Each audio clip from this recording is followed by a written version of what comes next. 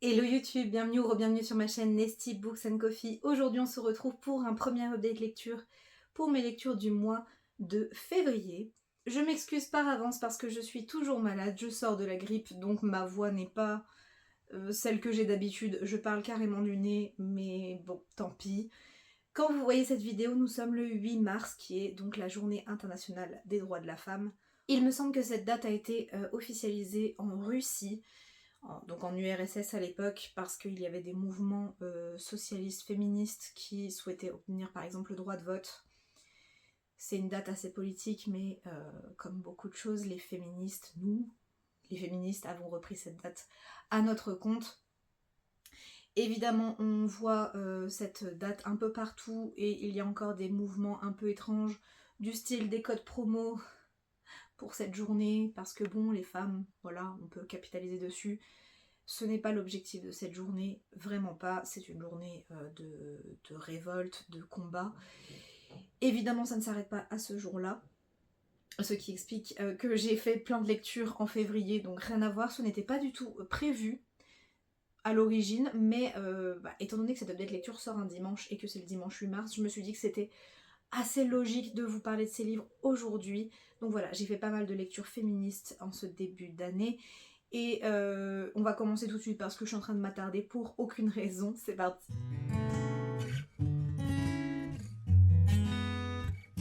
Le premier livre, il s'agit d'un livre que j'ai écouté en audio, je ne l'ai pas en physique. Il s'agit de Et la joie de vivre de Gisèle Pellicot, qui témoigne de son calvaire.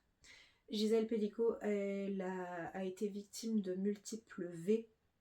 Je vais utiliser le mot V pour les violences non consenties. Voilà.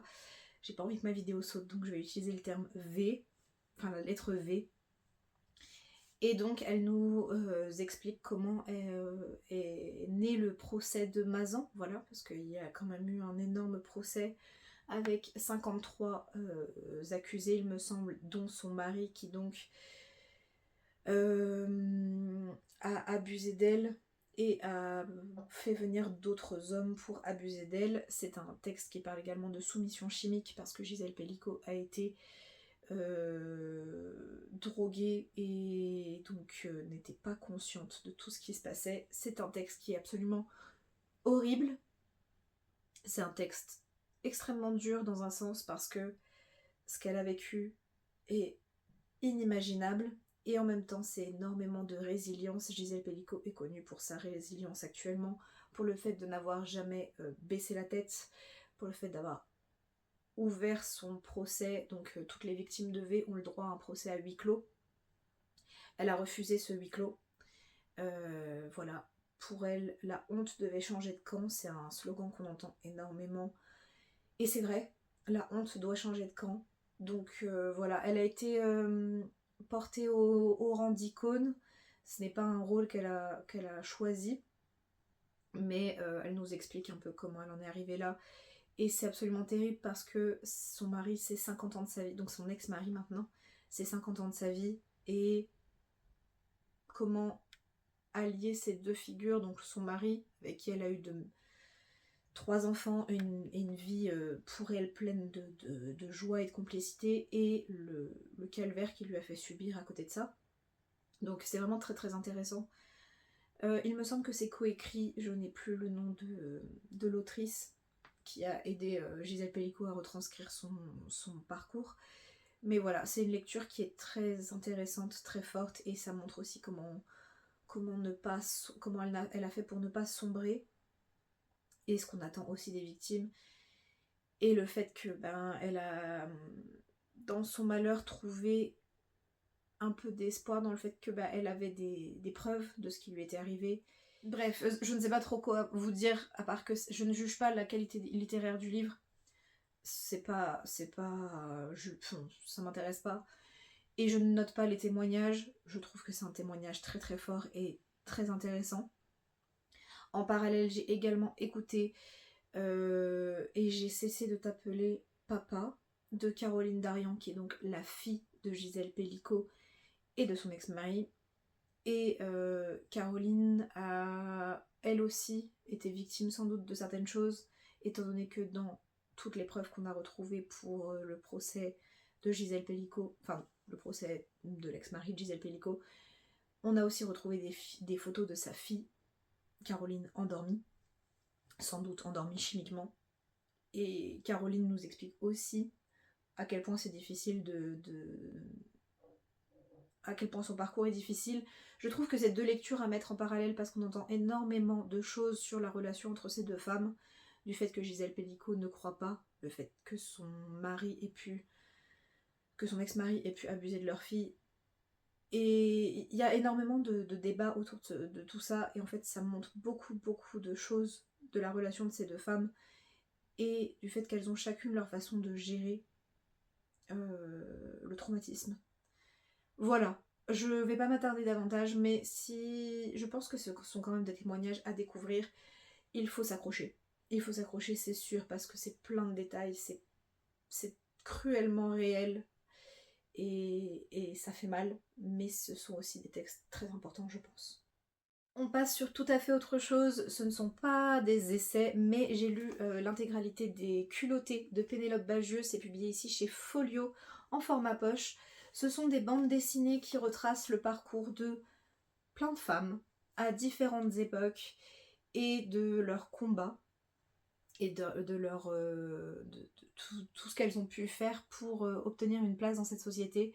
C'était absolument génial. Là, je ne sais plus vous citer des parcours de femmes qu'on peut voir, mais vraiment, je les ai dévorés. Je trouve que les illustrations sont très très chouettes. Dans celui-là, par exemple, on a Betty Davis qui était autrice, Phoolan Devi qui était une reine des bandits. On a l'histoire des Shags qui étaient des musiciennes qui n'ont pas choisi d'être musiciennes. Bref, on a énormément de parcours de vie, de différentes époques, de différents lieux. Ça permet de découvrir des profils qu'on connaissait peut-être déjà, ou de découvrir complètement et de se laisser porter par voilà, cette façon que Pénélope Bagieux a de mettre en valeur ces femmes, avec beaucoup d'humour, avec des dessins simples, avec quelque chose d'efficace. J'étais très contente de les trouver en poche d'occasion parce que les grands formats sont... Voilà, c'est quand même un coût. Mais voilà, vous pouvez les découvrir dans plusieurs formats. Je vais vous montrer rapidement le type d'illustration, sachant que Pénélope Bagieux a un style enfin, qui lui est propre. Mais alors, il y a beaucoup de textes. C'est aussi le format poche qui donne cet effet.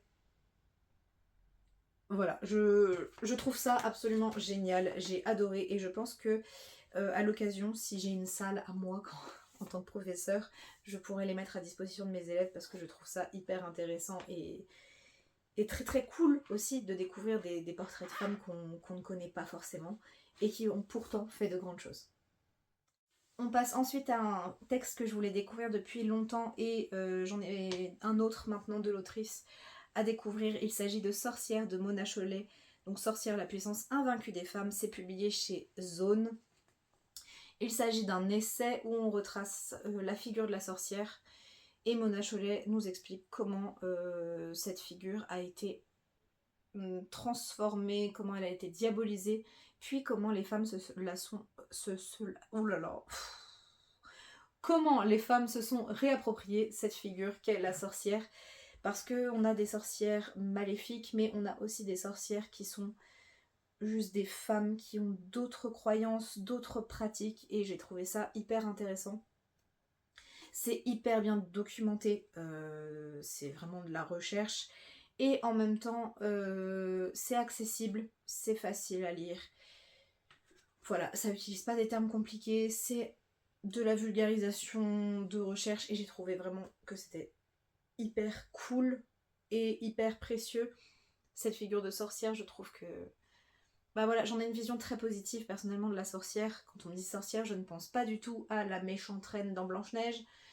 Je vais penser à des femmes fortes, et voir comment ça a évolué. Je trouve que c'est hyper intéressant. Je me répète beaucoup, je sais pas vraiment comment vous parler de ce genre de texte parce qu'il faudrait rentrer dans les détails, mais je vous le recommande. Ça parle du fait de vouloir une vie à soi, détachée des hommes, ça parle du fait de ne pas vouloir d'enfants ou au contraire d'en vouloir, ça parle de tellement de sujets, et toujours en se raccrochant à cette figure qu'on connaît tous. et toutes. Donc vraiment hyper cool. Et je pense que je vais lire Réinventer l'amour juste après de Mona Chollet. Parce que j'ai été très convaincue par ses recherches. Un autre texte que j'ai découvert en audio cette fois, qui était en plus lu par l'autrice, donc tout à fait c'est ce que je préfère dans la lecture audio. Il s'agit de Les Grandes Oubliées, pourquoi l'histoire a effacé les femmes de Titiou Lecoq. C'est publié chez l'Iconoclaste. Ici, il s'agit du format poche. Et ici, Titiou Lecoq nous montre comment les femmes ont été effacées de l'histoire. Voilà, il n'y a pas de mystère, tout est dans le titre.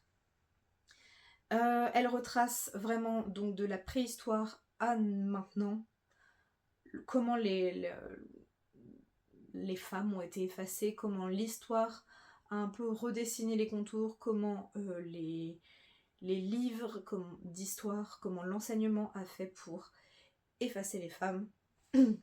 Et non, parfois ce ne sont pas des choses anodines. Il y a par exemple un chapitre qui m'a énormément plu, alors je le savais déjà, parce que j'ai fait des recherches dessus à la fac, mais il y a tout un chapitre sur le fait que la langue française a été modifiée pour effacer certaines pratiques, notamment les mots autrice, sculpteresse, peintresse, étaient des mots qui existaient en latin et en ancien français, mais ça plaisait pas trop l'idée que les femmes puissent écrire, sculpter ou peindre, donc on a effacé ces termes au profit du masculin qui l'emporte toujours. Voilà, en tant que prof de français et que passionnée d'étymologie, comment vous dire, c'était un kiff. On n'a pas que ça évidemment, on nous parle des reines, de femmes qui ont pu régner et du fait qu'on retient pas forcément les noms des femmes. On nous parle du fait que pendant la préhistoire, les femmes avaient aussi un rôle et qu'en fait, les femmes ne se sont jamais tues, elles n'ont jamais cessé de se battre pour leurs droits, et ben on le sait pas, voilà, et qu'on apprend parfois à l'école des choses qui sont pas tout à fait vraies, qui ont été un peu modifiées, un peu réarrangées, et je trouve que c'est un essai qui est d'utilité publique. Voilà, je l'ai recommandé à mon frère, je l'ai recommandé à ma meilleure amie qui est professeure des écoles, et je vais continuer de le recommander à mes collègues, à mes proches, à tout le monde en fait, parce que j'ai trouvé que c'était très très bien fait. Pareil, ultra accessible. Titiou Lecoq, elle se prend pas la tête à partir dans de grands élans littéraires. Non, non, elle nous dit les choses telles qu'elles sont, avec une touche d'humour. C'est rythmé, c'est très très bien fait. Je vous le recommande. Que vous soyez passionné d'histoire ou pas, mais si vous êtes passionné d'histoire, je pense que ça va être un kiff total pour vous. Et juste si vous avez envie d'en savoir plus, d'apprendre des détails de plus dans notre histoire avec un grand H, à nous les humains, l'humanité qui a en fait été masculinisée. Voilà, tout simplement. Bref, vraiment un texte hyper cool, et je pense que pareil, je vais lire d'autres textes de Titiou Lecoq, même si c'était vraiment le côté historique qui me plaisait, je pense que c'est quelqu'un que j'ai envie de découvrir dans d'autres sujets. Un petit aparté, parce que ce n'est pas un texte purement féministe, mais c'est écrit par une femme qui l'est, voilà, c'est écrit par Camille Aumont-Carnel qui tient la page Instagram Je m'emballe le... Oh, je sais même pas si j'ai le droit de dire ce terme sur YouTube sans que ma vidéo saute. Je vous mets une petite image ici, voilà, on va négocier la chose. Donc j'ai lu Être raciste, c'est quoi de Camille Aumont-Carnel, publié chez Alt. Ce sont des tout petits textes, oh là là, j'y vais y arriver. Ce sont des petits textes destinés à la jeunesse. Et ici, elle nous explique ce que c'est que le racisme, ce que c'est d'être raciste, qui sont deux choses différentes, et comment elle l'a vécu. Camille Aumont-Carnel, c'est intéressant parce qu'elle a grandi dans un milieu plutôt bourgeois et elle a été adoptée par... donc il n'y a aucun... ce n'est absolument pas péjoratif quand je dis ça, mais elle a grandi dans un milieu, disons, aisé, voilà. C'est un mot qui est moins connoté. Avec des parents blancs, voilà, parce qu'elle a été adoptée. Et j'ai trouvé très très intéressant son parcours, elle nous le retrace rapidement. Et elle nous explique comment le racisme a été aussi intériorisé, comment il a été... Pas intériorisé, si. Et que parfois, on a tous des biais racistes en réalité, et que c'est bien de les remettre aussi en question. Voilà, c'est une première approche du sujet. Je glisse ce texte ici parce que les discriminations sont reliées, Et être une femme, c'est une chose, être une femme noire, c'est encore autre chose. Et il y a donc une double discrimination qu'on appellera intersectionnalité, si je ne dis pas de bêtises. Donc le fait de cumuler plusieurs discriminations, donc être une femme, être noire, être LGBTQIA+, être handicapé, voilà, on rajoute de la discrimination à chaque fois. Donc ce sont des causes qui se relient et c'est pour ça que je vous glisse ce texte ici. C'est un texte très très très accessible parce que c'est fait pour, je sais pas, voilà, dès 15 ans. Donc c'est hyper accessible, c'est hyper court. Ça va à l'essentiel. Hâte de découvrir davantage de textes dans cette collection. Et de lire peut-être d'autres choses de Camille Aumont-Carnel qui est aussi très impliquée dans l'éducation sexuelle et l'éducation à sa propre sexualité. Je trouve ça passionnant. Donc voilà, hâte de voir. Et je vous recommande ce petit texte. Si vous avez des ados, je pense que c'est un bon moyen de parler de sujets importants. Je vous en ai parlé en book haul récemment. J'ai lu Assise debout couchée de Ovidie dans la collection féministe de chez Point. Il s'agit d'un texte où Ovidie nous parle de son lien avec les chiens. Et donc les chiens l'ont accompagnée toute sa vie. Et elle fait un lien, un parallèle entre le chien qu'on a soumis, on en a fait le meilleur ami de l'homme, comme on dit, et la soumission des femmes également, et le fait qu'il y ait un lien particulier entre femmes et chiens, parce que les chiens sont des remparts, parce que les chiens sont une protection. Personnellement, j'ai un chien. Je ne me sens pas à l'aise de marcher seule dans la rue le soir très tard, et pourtant avec mon chien, c'est différent, alors que concrètement, c'est un chien qui est minuscule, qui ne ferait jamais de mal à une mouche, mais comment vous dire, ça me rassure. Et ben voilà, elle explore pourquoi ça rassure, pourquoi ce sont des animaux qu'on aime autant, pourquoi parfois le chien devient une sorte d'enfant de substitution. C'est hyper passionnant. Et en même temps, c'est un essai qui n'est pas... Comment dire ? C'est surtout basé sur la vie de l'autrice et son ressenti face à la chose, même si c'est documenté, même s'il y a des recherches derrière. On passe par vraiment son témoignage, et j'ai trouvé que c'était aussi une autre façon d'aborder le sujet, parce qu'on peut s'identifier à elle très très facilement. Donc voilà, pareil, c'est un texte assez court qui est très bien écrit et assez juste et assez intéressant pour comprendre ce lien qui nous unit aux animaux. Et ça aborde aussi de très loin le sujet du combat pour les animaux, qui est en fait parfois relié aussi au combat pour les droits des femmes. Comme je vous disais, la discrimination, c'est assez global, concrètement, si on n'est pas un homme blanc, c'est assez global, donc voilà. J'ai trouvé ça hyper intéressant. C'est un bon premier livre pour découvrir Ovidie, je pense, parce que c'est effectivement très accessible, mais je pense que je la découvrirai également dans autre chose. De toute façon, ce sont des portes d'entrée, tous ces livres, vers d'autres personnes, d'autres textes, et voilà, bref, j'ai hâte d'en découvrir plus. Il me reste 2 petits textes. Le suivant est une autrice pareil que je commence à découvrir, donc j'ai 2 autres livres d'elle maintenant dans ma bibliothèque. Il s'agit de Chimamanda Ngozi Adichie. C'est ici publié chez Folio et c'est Nous sommes tous des féministes. Il me semble qu'il a été au programme au lycée. C'est un texte, donc c'est un discours à l'origine qui a été donc retranscrit, où l'autrice explique qu'en fait on devrait tous être féministes. Non, alors c'est un texte qui est vraiment très court, et je vais vous lire le petit résumé derrière parce que je pense que ça résume bien sa pensée.